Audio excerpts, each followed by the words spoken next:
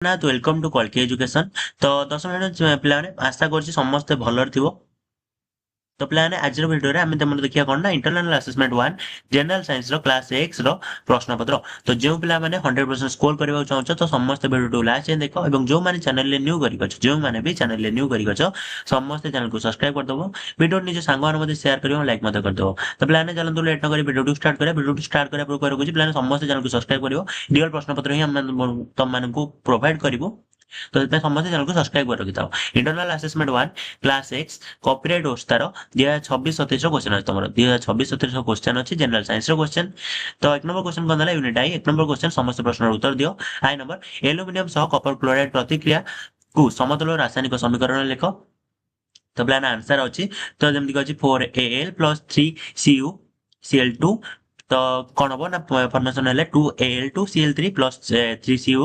ତ ସେଇ ଅନୁସାରେ ତମେ ଆନ୍ସର ମଧ୍ୟ ଲେଖିଦବ। ଆନ୍ସର ମଧ୍ୟ ତମମାନଙ୍କୁ ଲେଖିକି ଦେଇଦେଇଛି। ତ ଏକ ଉଜ୍ଜଳ ବାଦାମୀ ବର୍ଣ୍ଣର ମୌଳିକ x କୁ ଗରମ କଲେ ତାହା କଳା ପଡ଼ିଯାଏ, ତେବେ ମୌଳିକ x ଏବଂ ଶୁଷ୍କ କଳା ଯୌଗିକର ନାମ ଲେଖ। ତ କ'ଣ ହେଲା ନା CuO କପର ଅକ୍ସାଇଡ, ତାପରେ AAA ସୋଡିୟମ ହାଇଡ୍ରକ୍ସାଇଡ ଓ ଲବଣ ଆମ୍ଳ ମଧ୍ୟରେ ଘଟୁଥିବା ରାସାୟନିକ ପ୍ରତିକ୍ରିୟାକୁ କେଉଁ ପ୍ରତିକ୍ରିୟା କୁହାଯାଏ? ତ କ'ଣ ହବ ନା ପ୍ରଶମନୀକରଣ। ସେ ଅନୁସାରେ ଆଇଭି ନମ୍ବର କ୍ଲୋରୋ ଆଲକାଲି ପ୍ରଣାଳୀରେ କେଉଁ କ୍ଷାରଟି ଉତ୍ପନ୍ନ ହୁଏ? NaOH।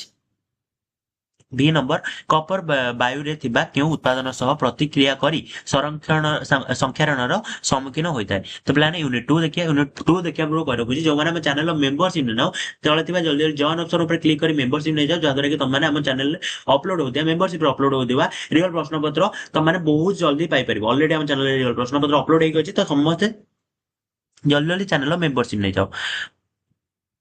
ତମକୁ ଏମିତି ଭିଡ଼ିଓ ଦବାର ରିସ୍କ ଅଛି, ତ ମେମ୍ବରସିପ ନେଇଯାଅ, 100% ରିଅଲ ପ୍ରଶ୍ନପତ୍ର ପାଇପାରିବ। ୟୁନିଟ୍ 2 ସମସ୍ତ ପ୍ରଶ୍ନର ଉତ୍ତର ଦିଅ।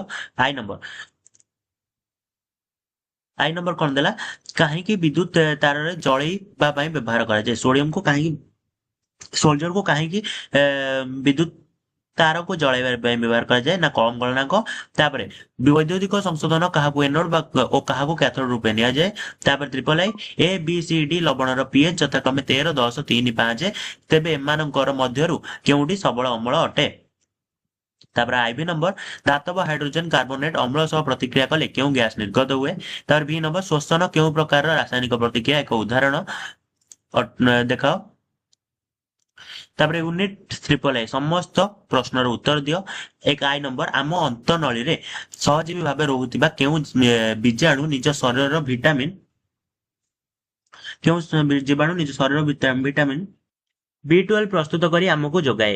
ତାପରେ AA ନମ୍ବର କ'ଣ ଦେଲା? ଷ୍ଟ୍ରୋମା ରସର ଛୋଟ ଛୋଟ ଚେପ୍ଟା ଥଳି ସଦୃଶ ଥାକକୁ କ'ଣ କୁହାଯାଏ? ନା ଗ୍ରାନା। ତାପରେ AAA ମନୁଷ୍ୟ ପାଟିରେ ଥିବା ଲାଳ କେଉଁ ଏଞ୍ଜାଇମ ଥାଏ? ନା ଟାଇଲିନ ଏଞ୍ଜାଇମ ଥାଏ, ସବୁ ଜାଣିଥିବ। ତାପରେ ଆଇଭି ନମ୍ବର କୋଷୀୟ ଶୋଷଣ ବେଳେ ଗ୍ଲୁକୋଜ ଜାରଣ ଫଳରେ ଶକ୍ତି ନିର୍ଗତ ସହ କ'ଣ ସୃଷ୍ଟି ହୁଏ? ଭି ନମ୍ବର ଶୀତ ଶକ୍ତି ସମୟରେ ବେଙ୍ଗ କାହା ଦ୍ୱାରା ଶ୍ୱାସକ୍ରିୟା ସମ୍ପାଦନ କରେ? ସେପରି ୟୁନିଟ୍ ଆଇଭି ସମସ୍ତ ପ୍ରଶ୍ନର ଉତ୍ତର ଦିଅ। NADPH ଓ ATP ଉଭୟ ମିଶି କ'ଣ ଗଠନ କରନ୍ତି? AA ଉଭୟ ଖାଦ୍ୟ ଓ ଶ୍ୱାସ ବାୟୁ ଯିବା ପାଇଁ ଥିବା ସାଧାରଣ ପଥକୁ କ'ଣ କୁହାଯାଏ? ତାପରେ AAA ଇଲେକ୍ଟ୍ରନ ପରିବହନ ସଂସ୍ଥା ମାଇଟ୍ରୋକଣ୍ଡ୍ରିଆର କେଉଁ ଅଂଶରେ ରହିଥାଏ?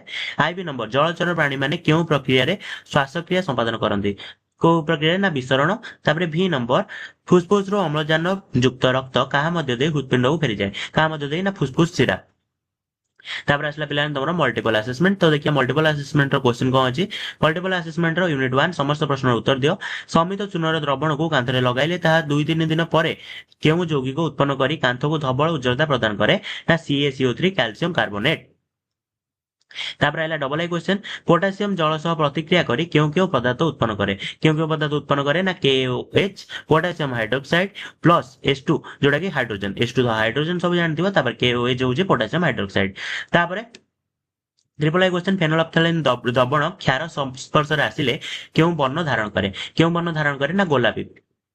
ତାପରେ ଆଇଭି ନମ୍ବର କ୍ୟାଲସିୟମ ହାଇଡ୍ରୋକ୍ସାଇଡ ଜଳରେ ଦ୍ରବୀଭୂତ ହୋଇ କେଉଁ କେଉଁ ଆୟନ ଉତ୍ପନ୍ନ କରନ୍ତି? କେଉଁ କେଉଁ ଆୟନ? ନା Ca+2 + OH-। ତାପରେ ଭି ନମ୍ବର ABCD ଚାରୋଟି ପିଲାର ପାଟିର pH ଯଥାକ୍ରମେ 5.5, 5.4, 5.6, 5.7 ହେଲେ ତେବେ କେଉଁ ପିଲାଟିର ଦନ୍ତକ୍ଷୟ ଆରମ୍ଭ ହୋଇଯାଇଛି? ତାପରେ ୟୁନିଟ୍ AA କ୍ୱେଶ୍ଚନ କ'ଣ ଦେଲା? ସମସ୍ତ ପ୍ରଶ୍ନର ଉତ୍ତର ଦିଅ।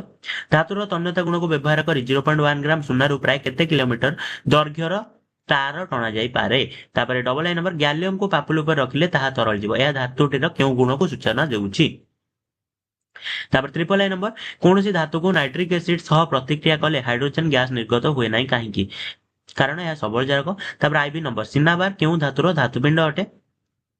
ବି ନମ୍ବର ସାଧାରଣତଃ ସଲଫାଇଡ ଧାତୁପିଣ୍ଡକୁ ଅକ୍ସାଇଡରେ ପରିଣତ କରିବାକୁ କେଉଁ ପ୍ରଣାଳୀର ସାହାଯ୍ୟ ନିଆଯାଏ? କେଉଁ ପ୍ରଣାଳୀର? ନା ରୋଷ୍ଟିଂ। ତାପରେ ୟୁନିଟ୍ ଟ୍ରିପଲ ଆଇ ସମସ୍ତ ପ୍ରଶ୍ନର ଉତ୍ତର ଦିଅ। ଆଇ ନମ୍ବର ଉଦ୍ଭିଦର ମୂଳରୁ ପତ୍ର ପର୍ଯ୍ୟନ୍ତ ଜଳର ନିରବିଚ୍ଛିନ୍ନ ଧାରାକୁ କଣ କୁହାଯାଏ? ନା ଉଚ୍ଚେଦନ ସ୍ରୋତ କୁହାଯାଏ। ତାପରେ ଡବଲ ଆଇ ମାନବ ହୃତ୍ପିଣ୍ଡର କେଉଁ ପ୍ରକୋଷ୍ଠର ପ୍ରାଚୀର ମୋଟା ଓ ଅଧିକ ଦକ୍ଷ? ବାମ ନୀଳ। ତାପରେ ଟ୍ରିପଲ ଆଇ ଜୋକ ଲାଳରୁ କ୍ଷରିତ କେଉଁ ପଦାର୍ଥ ରକ୍ତ ଜମାଟ ବାନ୍ଧିବାକୁ ଦିଏ ନାହିଁ? ନା କଣ? ନା ହେରୋଡିନ। ତାପରେ ଆଇଭି ନମ୍ବର କେଉଁ ପ୍ରାଣୀର ହୃତ୍ପିଣ୍ଡରେ ଅମ୍ଳଜାନ ଯୁକ୍ତ ଓ ଅମ୍ଳଜାନ ବିହୀନ ରକ୍ତର ମିଶ୍ରଣ ଘଟିଥାଏ? କେଉଁ ପ୍ରାଣୀ? ନା ବେଙ୍ଗ।